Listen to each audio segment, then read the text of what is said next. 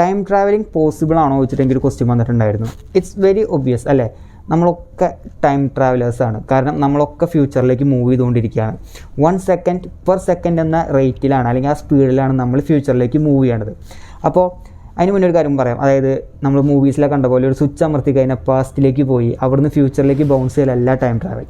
ഫിസിക്സിൻ്റെ point of വ്യൂവിൽ the rate at which you are moving to the future, അതാണ് time travel. ഇനി ഞാൻ പറയാൻ പോണ കാര്യങ്ങൾ വളരെ ഹൈപ്പോത്തറ്റിക്കലായ സിറ്റുവേഷനാണ്. 2 ട്വിൻ ബ്രദേഴ്സ് ഉണ്ടായിരുന്നു, എയും ബിയും. ട്വിൻ ബ്രദർ എ ഭൂമിയിൽ നിൽക്കാൻ തന്നെ തീരുമാനിച്ചു. ബി ഒരു സ്പേസ് ഷിപ്പ് ഉണ്ടാക്കിയിട്ട് ലൈറ്റിൻ്റെ സ്പീഡിനോട് അടുത്ത് കിടക്കുന്ന സ്പീഡിൽ ഒന്ന് കറങ്ങാൻ പോയി സ്പേസിൽ. ആളൊരു 10 മിനിറ്റ് കറങ്ങി തിരിച്ച് വന്നപ്പോൾ ട്വിൻ എന് ട്വിൻ ബീനേക്കാളും ഒരുപാടധികം പ്രായമായി. ട്വിൻ ബി സ്റ്റിൽ ആ സെയിം ഏജിൽ തന്നെയാണ്. അപ്പോൾ ട്വിൻ എയുടെ പെർസ്പെക്റ്റീവിൽ നോക്കുമ്പോൾ ട്വിൻ എയുടെ ഫ്യൂച്ചറിലേക്ക് ടൈം ട്രാവൽ ചെയ്തു.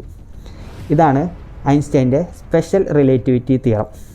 ഇത് ഓൾറെഡി പ്രൂവ് ചെയ്തൊരു തിയറിയാണ്. അതായത് നമ്മുടെ ഇൻ്റർനാഷണൽ സ്പേസ് സ്റ്റേഷനില്ലേ, ഇൻ്റർനാഷണൽ സ്പേസ് സ്റ്റേഷനിലെ ആൾക്കാർ നമ്മുടെ ഭൂമിയിലെ ആളുകളെക്കാളും ഒരു പൊടിക്ക് കുറച്ച് മില്ലി സെക്കൻഡ് കുറവിലാണ് അവർക്ക് ഏജ് ആവുക അല്ലെങ്കിൽ അവർക്ക് പ്രായമാവുക.